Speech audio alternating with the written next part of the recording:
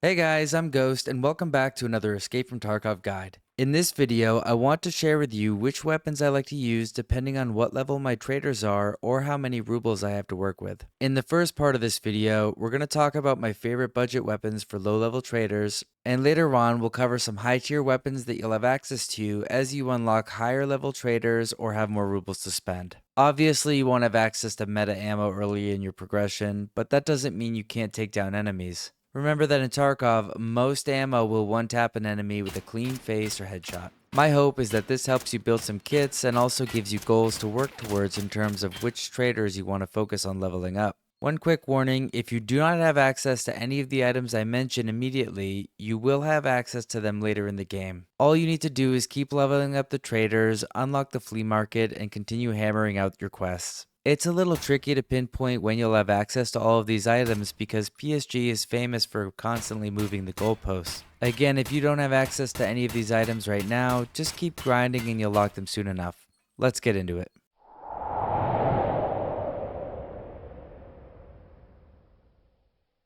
Up first is our favorite early game, low ruble, low risk, budget gun. And of course, I'm talking about the AKS-74U. You're going to notice there are a lot of variants of this weapon like the 74UN or the 74UB. Just pick whichever one you can get your hands on. The first mod I like to add is the Zenit B11 handguard, which you can pick up from Skier. Next, I'll throw on a flashlight from mechanic level 1, followed by any foregrip we can find if we have access to one. If you're really trying to stay tight on a budget, you can run this gun as is since the iron sights are perfectly usable. However, if you want to use an optic, just head over to Skier and grab a Pilgrim rail. Once you have that on, you can just head over to Jaeger and pick up a PK06 for a cheap red dot. As for ammo recommendations, early game you can run PRS ammo which you can get from Prapor, or you can also get some rounds from Skier. There are a few ways to get access to better ammo in Tarkov. The easiest method to get better ammo is by eliminating scavs in your raids and looting their ammo. If you want to get access to higher tier ammo through AI kills, then just start farming raiders, rogues, or scav bosses, and those will give you the top tier goods. Note that this is something you can do at any stage of the game, even on a brand new account. There is no in-game mechanic that's preventing you from going and hunting scav bosses like Rashala or Tagilla. Another option to find better ammo is to go to the ammo spawns in your raids. There are static ammo spawns on every map. For a more detailed breakdown of where the good loot is, check out my map and loot guides, but to keep it short here, I recommend checking around any of the camps on woods. The final way to unlock better ammo is by leveling up your traders and completing quests. Many high tier ammo types are quest locked, like 545x39 BT ammo for example. Okay, up next is a weapon you can grab from Skier level 1, and that is the VPO 136 Vepr KM762x39 carbine. Do not confuse this with a VPO 209, which uses a completely different ammo type, 366. You can use that rifle if you prefer, and the mods we're about to discuss will work on either variant. First, we're going to grab the Bastion rail from Skier. Next, we'll head over to Jaeger and pick up the PK06, and that's it. This weapon is semi-automatic, so you should be focusing on clicking heads rather than spraying and praying. Since there aren't many mods for this rifle, you'll often get it back from insurance. And because it fires 7.62 or 3.66, it's gonna hit like a truck. You can grab SP rounds for this weapon from Skier level 1, and then later on you'll unlock PS rounds, which I consider to be the bare minimum for budget kits. The next budget weapon we're going to look at is the ADAR. This can be purchased from Skier level 1. The ADAR is an amazing rifle, and using it can really help you improve your aim. 5.56x45 ammo has a high bullet velocity, so you don't need to worry as much about bullet drop at longer ranges. For example, the bullet drop you'll feel when shooting 3.66 or 9x39 can be really punishing. Anyways, first things first, we need to remove that terrible front sight. Head on over to mechanic level 1 and buy the AR-15 Wyndham gas block. Next, you can put almost any optic you want on this gun.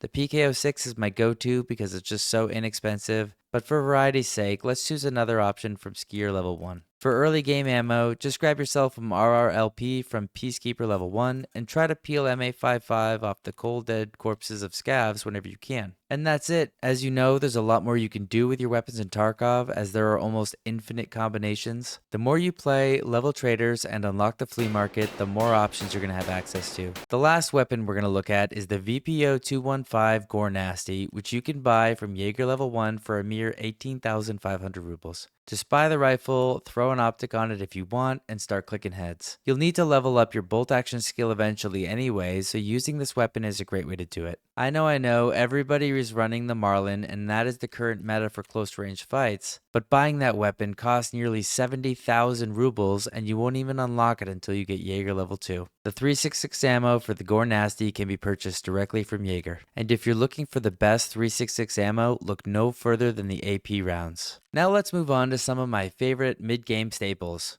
Let's assume your traders are leveled up a bit and you've completed some quests to unlock better mods and ammo.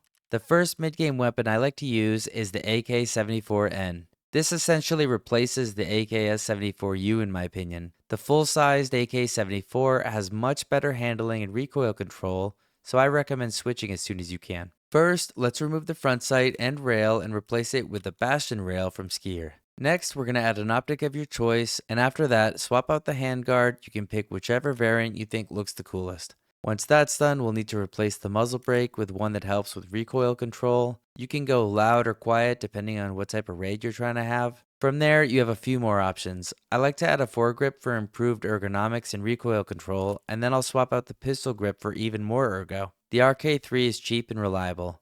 You can also change out the buttstock if you want to push toward a more meta build, but the wooden stock is generally fine. Maybe just throw on a butt pad for some extra recoil control. In the mid game, you should be running at least BT or BP ammo. Our next mid game entry is going to be any of the AKM variants. These effectively are going to replace the VPO 136 Vepr KM as we talked about earlier. You get many of the same benefits to this gun, and it's even going to use similar mods, but now you'll have the added benefit of full auto. Having a fully automatic weapon can mean the difference between winning a close quarter fight or losing. Now let's build our AKM. Start by removing the front sight and replacing the rail with a Bastion. Choose any optic that you like. I'm going to go with something that has a bit of zoom this time. Next, we'll need to swap out the muzzle brake for better recoil control. Since we're in the mid game now, I'm going to choose to run a suppressor. Then you'll need to pick your favorite handguard and add a foregrip. I also like to change the pistol grip and stock on this rifle if I can, because that's going to make it an even more beefy weapon. For ammo in the mid game, make sure you're using FMJ, PS, or BP if it's available. The last quick and dirty mid game weapon I'm going to recommend is an SMG, and that's the UMP45, which you can buy from Peacekeeper level 2 for fairly cheap. The best part about using this gun is that it already comes ready to be modded. Just throw on an optic, throw on a flashlight, and finish it off with a foregrip for recoil control. You can pick up the FMJ rounds for this directly from Peacekeeper.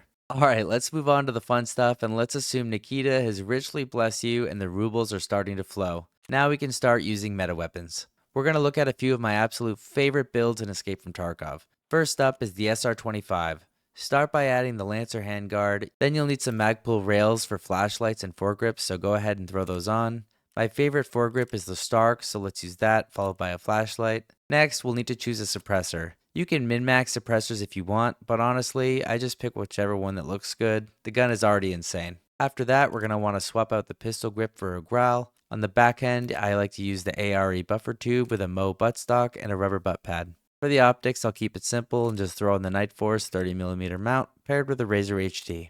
Don't forget to use the 25 round mags if you can, and you're good to go. My next favorite weapon used in Escape from Tarkov is America's favorite rifle. This is the rifle that won both World Wars, as well as the Civil War and the Revolutionary War, and that is the M4A1. First, we're going to swap out the upper for the MUR, then we're going to need to rebuild the whole rifle. First, let's throw on the LVOA-C handguard, and then add a barrel. After that, we'll need to add a muzzle brake and a suppressor. Next up, let's select a low-profile gas block. Like a few of the other builds, you're going to need to add keymod rails for your foregrip and flashlight, so let's add those. For the foregrip, let's get a little edgy this time and use a canted one like a true Labs Larry. And then next, we'll use a D-ball flashlight. From there, the build looks similar to the SR25, a growl pistol grip, an ARE buffer tube, the Mo buttstock and rubber butt pad. Let's add the ACH charging handle because it looks amazing in-game. And finish it off with your favorite optic. For me, again, it's a 30mm mount paired with the Razor HD. Lastly, let's take a look at the Sig MCX. I love to use this weapon late wipe when I can reliably buy 300 blackout ammo. First, let's make sure that this thing has a 16-inch barrel installed. Then we're going to add a massive 18-inch M-lock handguard, followed by a muzzle brake and a suppressor. For the foregrip, let's just add an M-lock this time, and then we'll use a side mount for the flashlight. Once again, I like to use the growl pistol grip. On the rear of the weapon, we'll need a few extra attachments to fully build the kit out. Once that's done, we can move on to the optics. We've used the Razor HD a few times, so now for this one, let's use my favorite holographic sight, and that is going to be the Elcan Spectre HCO. You can also throw on some embossed irons just because they look cool. An honorable mention that I really need to bring up before closing is the new 545x39 laser beam that's known as the NL545GP. I know there is a DI variant, but in my opinion, the winner is the GP because it has an even higher fire rate than the M4. I can't emphasize it enough, this thing is an absolute laser beam. To build it right, just make sure it has the 16.5 inch barrel, then throw in the HK MRS 416 handguard to drop the recoil even more. After that, you can almost add whatever other attachments you'd like, as this thing is an absolute beast. Once this thing is fully kitted out, just take a look at how low this recoil is when I go full auto in the hideout. Crazy. And that is your budget to meta weapons guide for Escape from Tarkov in 2025. If this guide helped you out, make sure you smash the like button and subscribe to the channel for more Tarkov content. If you want to support the channel even more, consider clicking the join button and becoming a member, or heading over to our brand new merch store and picking up some cool gear. Let me know in the comments if there's a specific guide you'd like me to do next. If you have any more questions or want to find squad mates to run raids with, feel free to join our Discord, the link is in the description. As always, thanks for watching guys, I'm Ghost and I'll see you in the next raid.